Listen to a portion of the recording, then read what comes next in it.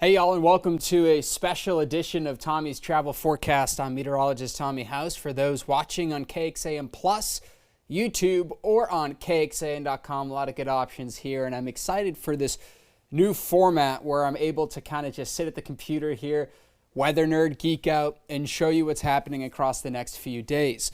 We'll start with what's happening if you step outside anywhere across the lower 48. We got some 60s in Texas.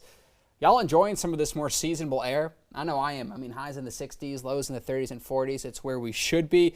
We've had a very warm start to the year, but this weekend has been very nice. 74 out in LA, got some 30s and 40s, dip across the jet stream. 33 degrees in the Windy City itself. We got 40s up in Boston, New York, down toward DC, 38 Salt Lake City, 56 degrees in Denver. Let's talk about this pattern that we're about to emerge in the next few days. Specifically here in Texas, we'll start with the Lone Star State. We're in between this high pressure ridging way out toward the Four Corners. That blue H means blue sky. We're talking about warmer than normal highs. Not a lot of rain expected for California. They just got out of a drought for the first time in, feels like, I think it's 2 decades, I believe, since 2000. Since the entire state had no drought, but they're going to be back in some drier than normal conditions with precipitation, warmer temperatures, and the jet stream is going to continue to take some deep dives across the eastern seaboard, cutting through the Rockies, Midwest, Northeast. So this is where things can get a little bit interesting, to say the least, for the I-95 corridor. So DC, New York, Boston, as these low pressures sort of eject further south and east and form over the Appalachians. I'm thinking Georgia, Tennessee, Kentucky, Virginia. They have the opportunity to cut up, basically right along the coastline, and that could create some winter storms. Places like New York, Boston, Baltimore, Philly. And as we'll get into my travel forecast, if you're planning on taking a trip out toward that area of the country, even Midwest, Northeast, Mid-Atlantic, even parts of the northern deep south, you need to be watching this closely, because this is where the setup is possible for at least a few winter storms. And I'll show you this coming up. I expect the possibility of some sort of plowable snowfall for major cities in that part of the country. You're traveling out west, could see a few Pacific low pressure systems. I'm thinking way up toward Portland, Seattle. That could bring some heavy rainfall there, but y'all are used to that, typically rainy season up there. But you'll see the closer forecast on KXAN at 5 o'clock, CW9, and KXAN after the game tonight for wildcard weekend. There's going to be not a lot of rain opportunities here in Texas, but very stormy once you get outside of Texas and move north and east. Water vapor right now, seeing a lot of Pacific moisture get funneled in from the Pacific into Texas. So Austin, we're getting the cloud cover if you step outside today. Not a lot of sunshine. Got some drier air out toward California. And then we're seeing a low pressure system, a trough, dig deep through the eastern seaboard where we saw some of those cooler temperatures. Nothing too crazy at the moment. Clouds and radar across the lower 48. Down in the valley, we got a little bit of light rain kicking up toward Brownsville there, Corpus. Austin completely dry, seeing a few pockets of light rain down in Florida at the hour. Nothing crazy there with severe weather. Where we're seeing that dip in the jet stream, some areas of some snow shower activity, some lake effect snow coming off these Great Lakes into western New York, Syracuse, Watertown, Buffalo getting in on some of that. We had a front that slid through, bringing some moderate to even heavy rain at times way up toward New England there. And on the back end of this, some of that Arctic air is going to be gusty. So winds will be ripping. Tonight's game in Foxborough going to be gusty, maybe a little bit of precip, I think less than 10% with some cooling temperatures. And then up in Pennsylvania there, getting some snow. Tomorrow's game in Pittsburgh, I don't think it's going to be any sort of crazy weather besides just some of the more colder air in place.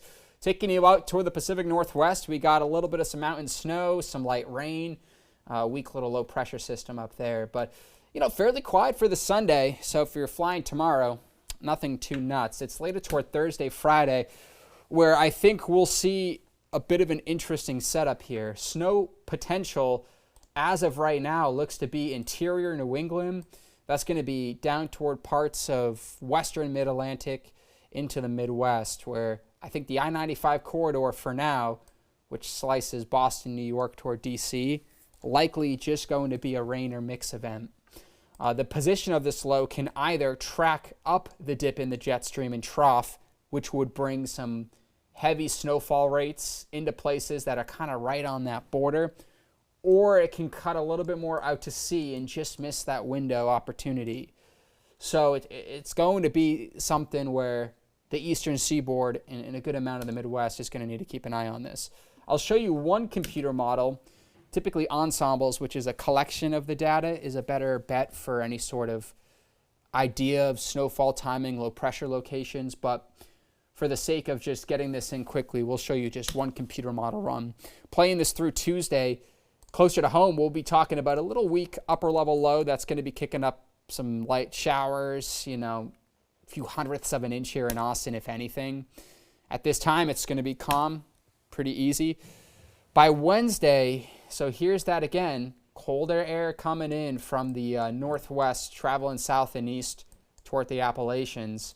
Going to see some sort of low pressure here get fired up. Now, I think this low is going to bring some rain. It's going to be maybe a few flakes. You'll see a lot of social media buzz about Georgia, Alabama getting snow. I mean, as of now, it's just looking like, see just a little bit of some light flurries there in Atlanta.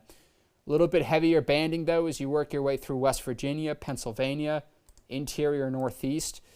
Thursday into Thursday afternoon and Friday. Now, this one computer model run has the low a little bit further out to sea. If this was coming up toward Long Island and Nantucket, Martha's Vineyard, we'd be discussing something different. Still some flakes, maybe even some pliable snow as this carries out. Now, this active storm pattern, keep in mind, remember at the start of this, I showed you multiple dips or opportunities for lows in that dip of the jet stream to see some winter storms. Saturday into Sunday, it's 7 days out, but a very similar situation where a low could work its way further up and even kick some light snow showers for the Carolinas there, and maybe some more heavy snowfall rates for New York, DC, Boston, and Baltimore. No snow here in Texas. There was some buzz about potentially getting the back end of that winter storm system. Let's see if I can go back here a little bit. See, it's placing a little tiny blip there in Dallas, but I'm not expecting much. Let's talk about snowfall accumulation by next week. So this is going to be a week out from now.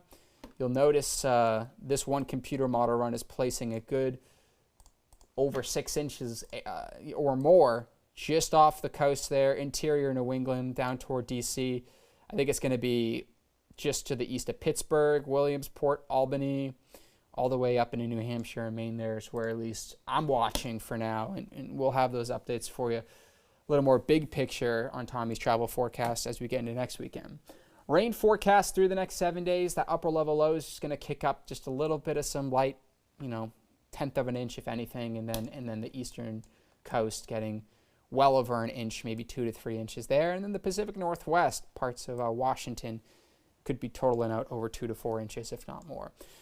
So it's nothing crazy right now, and things are looking fairly calm, but one of the things I always tell y'all is just find a way to get reliable sources. That's any sort of meteorologist, National Weather Service, someone you watch on TV, even someone on social media who's a meteorologist who can give you some of the latest computer model trends. I would say anywhere up toward the northwest or northeast, even parts of the northwest, I should say, but mid-Atlantic, Midwest, Northeast, kind of this area I'm circling, could see some flight cancellations in the later half of the week.